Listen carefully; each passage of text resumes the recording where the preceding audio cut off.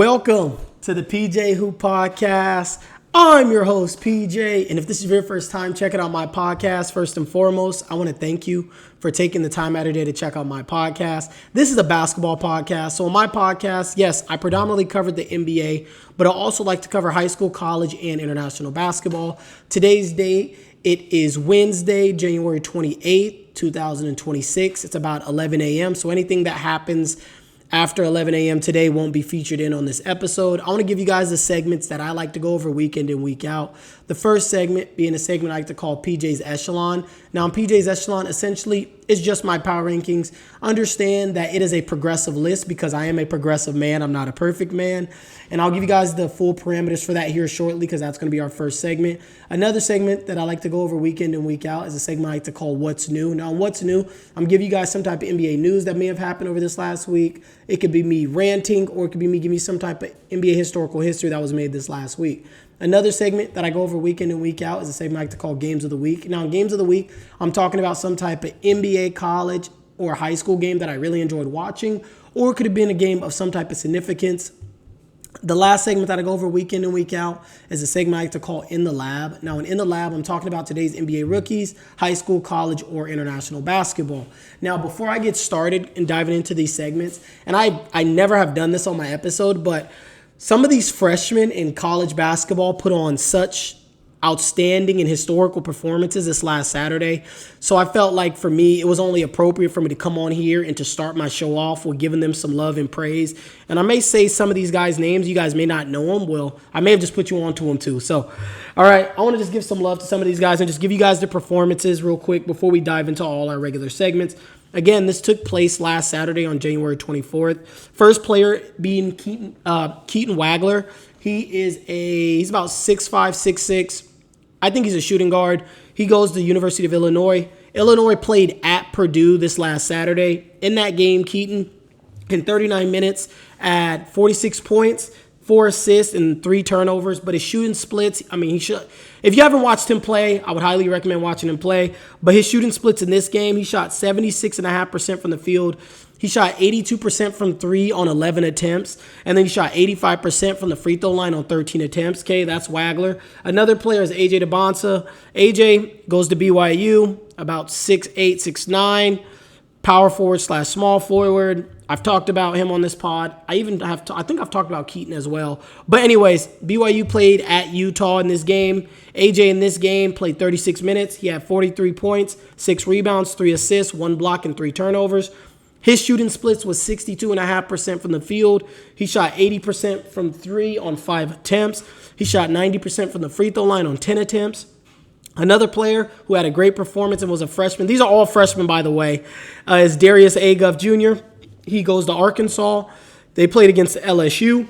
He had played 35 minutes, had 31 points, 2 rebounds, 6 assists, 2 blocks, 2 turnovers. He shot 68% from the field, 57% from 3, and 25% from the free throw line, but he only took 4 attempts from the free throw line in that game. Another player is Kingston Flemings versus Tech. He played at Texas Tech, and he did this. He played 38 minutes, had 42 points in that game, 2 rebounds, 6 assists, 2 steals, and 2 turnovers. He shot 58% from the field, 44% from 3, and 80% from the free throw line. The last player that had a big performance this last Saturday was Cameron Boozer of Duke. He played against Wake Forest. Lesser competition than all the other guys, of course. But in that game, he played 33 minutes. He had 32 points, 9 rebounds, 4 assists, 3 steals. Shot 55% from the field, 37.5% from 3. And he shot 100% from the free throw line on 7 attempts. So I just wanted to start it off the show with that because, like I said, these kids had amazing performances. And I went back and watched all these games all the way through. But yeah. Anyways, I just wanted to give them some love, but now we can dive into our regular segments, okay? Here we go. Let's get started. My first segment is a segment I like to call PJ's Echelon. Now, in PJ's Echelon, essentially, it's just my power rankings. Understand that it is a progressive list because I am a progressive man. I'm not a perfect man. And the parameters that I like to use when I'm doing my power rankings week in and week out, the first being team strength of schedule. I test statistically where the team sits and then also the team's record.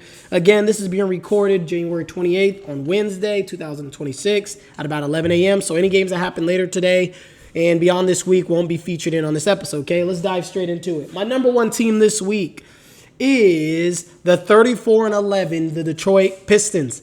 Detroit right now, they're 11th in offensive rating. They're second in defensive rating. They're second in net rating. They did lose to the Rockets this last week on Friday, but it was a hard-fought game. It had a very playoff-like atmosphere and feeling to it, in my opinion. But it was great hoops. So I feel good keeping Detroit here at number 1 this week. I think with Detroit, the thing that's going to be pivotal over these next 8 days until, as we get close to the deadline, do they feel like keeping this roster how it is, or do they want to make like a minor tweak to it or a major tweak? That's something I'll be looking out for with them. But they're number 1 this week for me. Number 2, this team is 38-10, and that is the Oklahoma City Thunder. OKC right now, they're 5th in offensive rating, 1st in defensive rating, and 1st in net rating. So something that I did highlight to you guys a couple weeks back was them giving up threes to teams and allowing teams to shoot really high three-point percentages. It kind of continued this last week. They allowed the Pacers to shoot 42% from three, and then they allowed the Raptors to shoot 35% from three, which 35% is a lot better than the 42. But if you average those two out, that comes out to about 38.5% from three.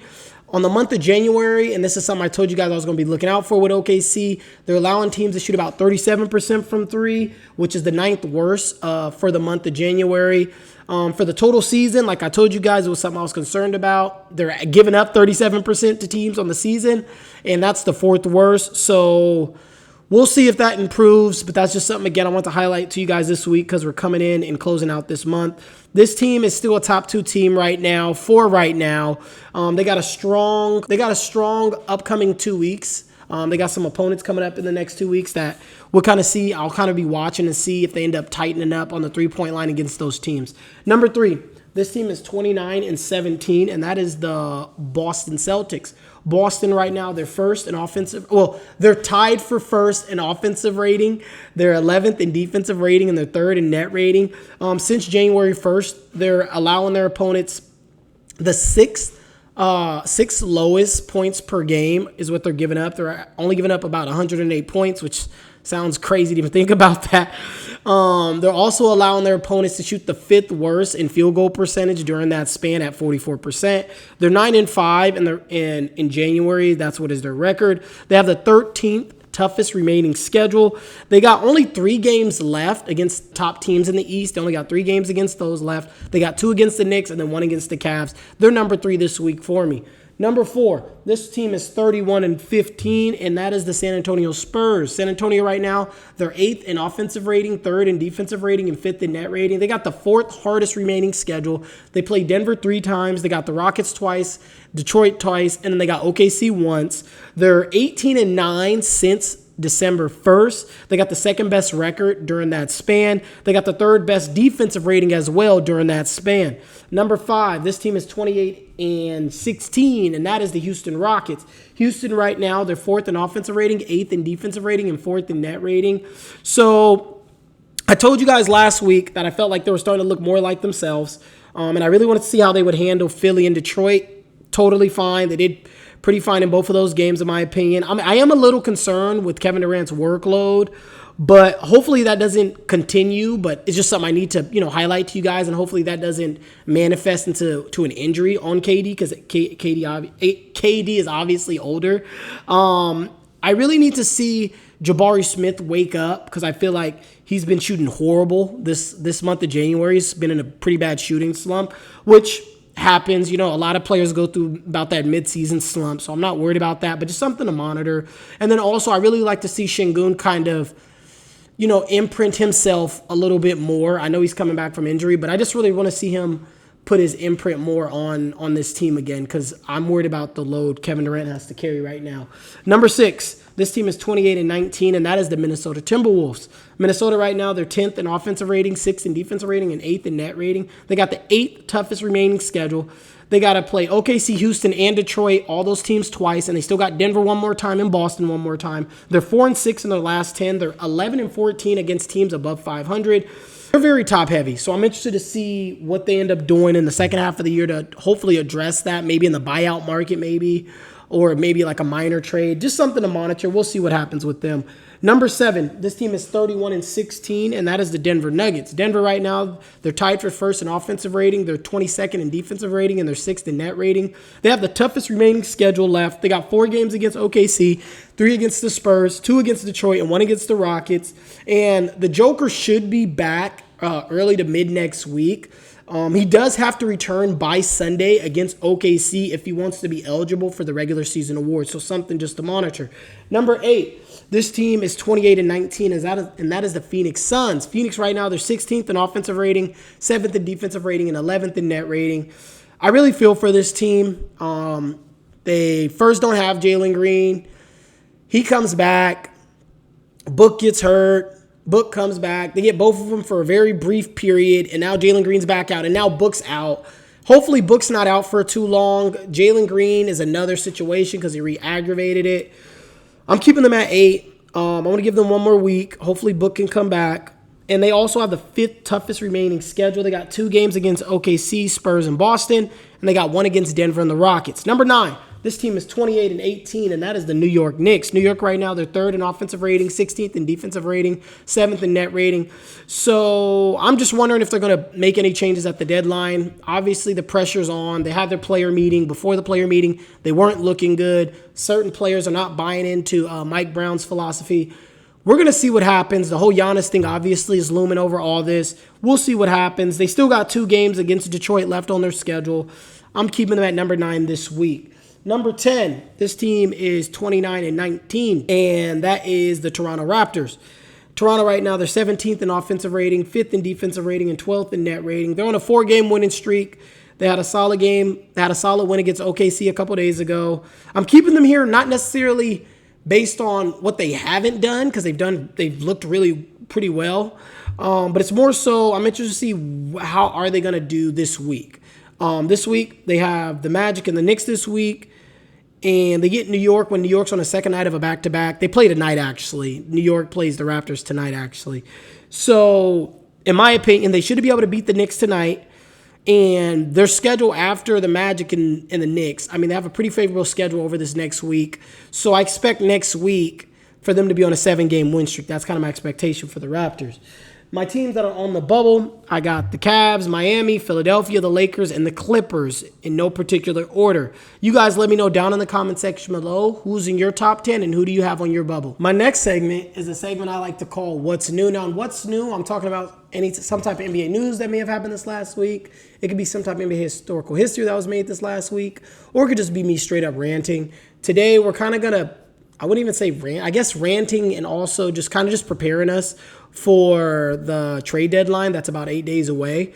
So normally what I do, and if this is your first time watching my episode, normally what I do is during the summer, I'll do a season preview of all 30 NBA teams, and I go more in depth about the rosters, each roster, and kind of my expectations for the team, and then even go over the contract situation. So some of this stuff will sound very repetitive if you've listened to any of my summer episodes, but if you haven't, welcome to the pod. But essentially, that's what I do during the summers. I go over the contract situations. We're doing this right now, and I've been doing this the last 2 weeks, kind of just to prepare us going into the trade deadline. So something to take and to remember is that players that are eligible for extensions, if they're traded before the deadline, then they can sign the extension in August. Otherwise, if they're traded on draft night, they got to wait until December. And if they wait until free agency and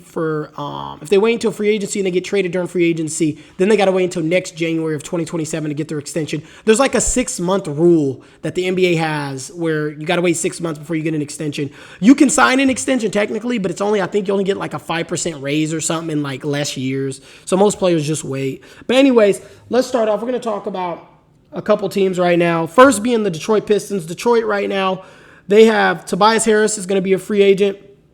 You got Duncan Robinson and Paul Reed that are on non-guaranteed contracts. Isaiah Stewart, Asar Thompson, and Marcus Sasser, they're all extension eligible this summer, so that's something to kind of monitor. Jaden Ivey will be a restricted free agent this summer. Jalen Durham will be a restricted free agent this summer. And then Danis Jenkins will also be a restricted free agent this summer. Now, with Detroit, and we'll go to the next team. Like I said, I'm trying to keep my episode within a 25 to 35 minutes. So obviously I have a lot to say, but I'm going to try to shrink it as much as possible. With Detroit, The interesting thing about it is what we kind of seen last summer with some of these guys who are restricted free agents, like the Quentin Grimes of the world, is Cam Thomas of the world, is I feel like we're going to start seeing a lot more teams kind of do that, basically making the players sign that qualifying offer and have to play out, another year before they can be an unrestricted free agent. It's going to be interesting to see what Detroit does with Jaden Ivey. I'm very interested to see what happens with that. I think Duran obviously is going to get extended.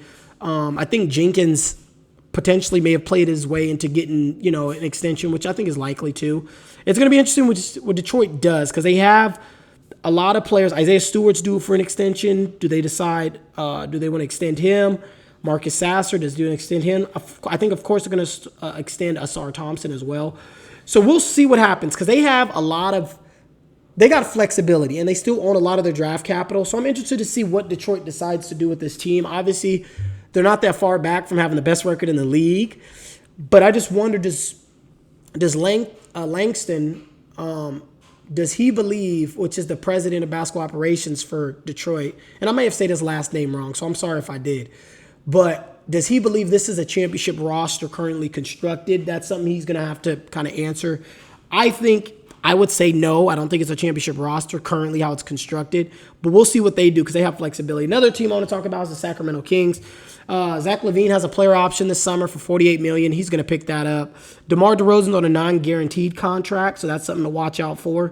Domantas Sabonis and Malik Monk, they're both extension eligible. Dario Saric, Keon Ellis, Westbrook, Drew Eubanks, and Precious Achiuwa, they're all going to be free agents. So Sacramento obviously are going to try and tank. We'll see if they can get off of any of these players at the trade deadline. I know a lot of teams are interested in Keon Ellis, and I've talked about Keon Ellis on here. I felt like he would be a really good rotational player for a potential championship team. We'll see what Sacramento does, but obviously they're kind of want to tank and get off some of these players. So we'll see what happens with them. Another team I want to talk about briefly is the Brooklyn Nets. Nick Claxton has 2 years left on his contract, and why I'm saying Nick Claxton is because the beautiful thing about his contract is every year it goes down in value. So the dollar amount that owed to him, it goes down each year, which to me, that's a great grab. If you can grab Nick Claxton, I think that's I've been saying I think he should end up on the Pacers. I think the Pacers really could use him.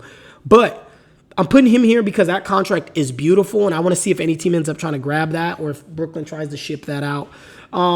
Players with team options, we got Zaire Williams and Day'Ron Sharpe. They both got team options. Cam Thomas and Highwood Haysmith. Those both are going to be free agents this summer, so we'll see what happens with Cam Thomas. And then Michael Porter Jr. has 1 year left on his deal, but he's also extension eligible this summer, so we'll see what happens with MPJ. Another team, and the last team I want to talk about is the Chicago Bulls. I've talked about Chicago during the summer. Again, some of this stuff's going to sound, repetitive, so I'm sorry. But Chicago has a lot of free agents, straight up free agents this summer. Nikola Vucevic, Zach Collins, Kevin Huerter, Kobe White, Aya Dosunmu, Javon Carter, Dalen Terry. Dalen Terry. All the other players are free agents this summer. Dalen Terry's a restricted free agent this summer. So we'll see what Chicago does. Chicago, another one of these teams. I said this in the summer. That's why I didn't pick them. That's why I didn't pick Chicago to make the play-in because I felt like they were going to ship. They were going to get off a lot of these players. They haven't got rid of the players yet, so we'll see what they do. Maybe they end up keeping the team intact and try to make the play-in. But if I'm Chicago, I'm fire selling all these players, as many as possible, and getting ready for the draft because obviously these other players are probably not a part of your future. But yeah, we'll see what happens there. You guys let me know down in the comments section below. What teams are you guys going to be looking out for and watching for as we approach the trade deadline? You guys let me know down in the comment section below. My next segment is a segment I like to call Games of the Week. Now, in Games of the Week, I'm talking about some type of NBA, college, or high school game that I either really enjoyed watching or it could be a game of some type of significance. This week, we're going to talk about a college game that I really enjoyed watching. And it did have some significance to it, too, because these are two of the top 5 best teams in the Big 12. So I'm talking about number 1 Arizona at number 13 BYU. Arizona won this game 86-83, but don't be fooled. The final score really doesn't say how this game really went. In the first half, Braden Burries and Jaden Bradley, which is the backcourt for Arizona. Braden he's a freshman, but they they were dominant in the first half. Easily one of the most dominant backcourt performances I've seen all year. They combined for 36 of the team's first half 44 points. They played a big role because towards the end of the half, Arizona went on an 18-5 run, and they had 0 turnovers. These dudes were playing physical. They were getting downhill. In my opinion, they were punking Rob Wright, which is Rob Wright's a sophomore. He plays for BYU. He's one of the backcourt players for BYU, and then also Richie Saunders is a senior. He's the other backcourt mate for BYU. But anyways, Braden and Jaden, I felt like were punking these dudes for sure in the first half. In most of this game, in my opinion, they were attacking with great physicality. They're playing physical on both ends of the floor, offensively and defensively. AJ DeBonsis was trying to do his best to keep his team within striking distance. I felt like a lot of the shots he took during this game was just mostly him just missing. I don't think it was necessarily the defense like shutting him down or causing really havoc for him in the first half. We'll talk about the second half here shortly. More so in the second half, I would say. We'll get there in a second. So let's stay in the first half. Anyways, in the first half, AJ tried to keep his team in it. He finished with 15 points in the first half. But BYU really struggled with about 7 minutes to go in the first half. They only managed to score about, I think, 5 to 6 points from the 7-point mark all the way to the end of the first half. It was, like I said, AJ was doing his best to keep his team in this game in that first half, in my opinion.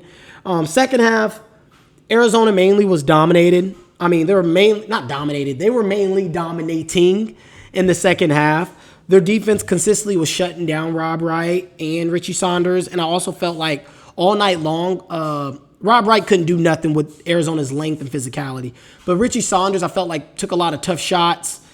And then in the second half, I feel like is when AJ, honestly, and I've watched a good amount of his games this year. I wouldn't say all his games, but this was one of the very few games where I felt like I really seen him kind of force a lot of shots and looked, I ain't gonna say sped up. I don't want to say sped up, but I felt like he felt the urgency of my team is getting down, right?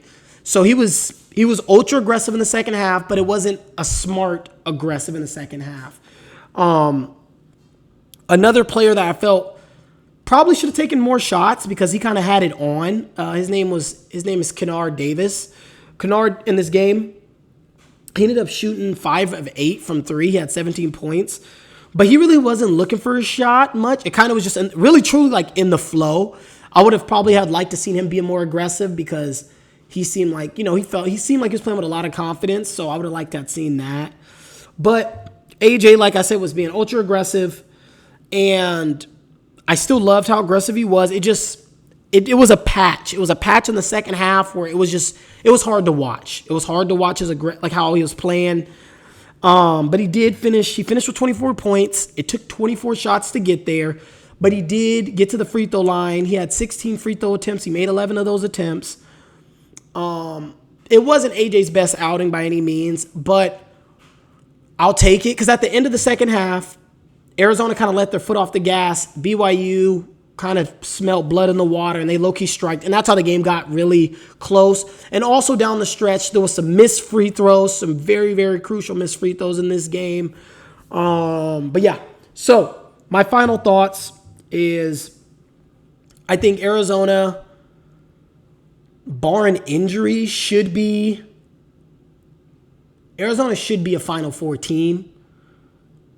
BYU, to me, is a potential Sweet 16 team. I just want to see how they handle physicality is what I'm telling you guys in simple terms. And then Braden Burries, he does not get the attention some of these other freshman guards get, and understandably so. But I think he's somebody that I'll be watching to see where they have him projected at on the big board and where does he actually go, because I think he can be a very solid starting shooting guard for a team. And I'm interested to see where he falls, because if he falls in the 20s, that is a steal for somebody, I think. Because to me, his play style, and I've watched a couple of his games this year, I think he reminds me kind of a Jalen Suggs is what I get with Braden. But he doesn't get the same love as some of these other freshmen. Like I said, I totally understand why. But I want to give him some love right now because in this game, he was dominant. I don't have his numbers in front of me, but I think he finished with like 29 points or something. And like he was like 11 of like 14 from the field. I think he had 2 steals and 2 blocks, or like 2 blocks and a steal or something. Or maybe, yeah, and he had like the game sealing block too. He had a very big block on Rob Wright down the stretch of this game. But yeah, so that's the game I kind of wanted to highlight with you guys. Games coming up this week in the NBA. We're going to do this really fast. Is OKC at the Timberwolves on Thursday. We'll see if Ant plays, but I put this down here as a game I'm looking forward to this week. Another is Houston at Atlanta on Thursday. It's going to be a back-to-back for both teams, so we'll see how good of a game that is. Raptors at Magic on Friday. Spurs at Hornets on Saturday. I think that's just going to be an entertaining game. Sunday, we get Lakers at the Knicks. Anytime LeBron, even now it's LeBron and Luka, but anytime Bron goes to the Garden, we know it's going to be a must-see TV. Sunday, we also get the Magic at the Spurs. Next Tuesday, we get the Nuggets at the Pistons. We'll see if the Joker ends up returning for that game. And now our college games I'm looking forward to this week. We get number 3 Michigan at number 7 Michigan State on Friday.